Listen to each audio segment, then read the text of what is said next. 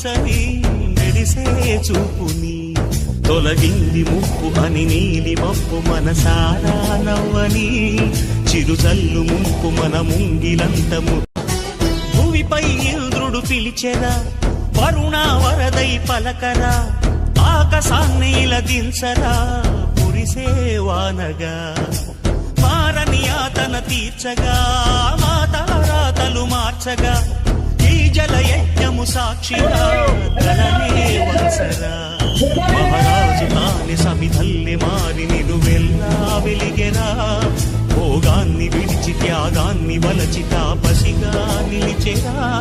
జనక్షేమమే తన సంగ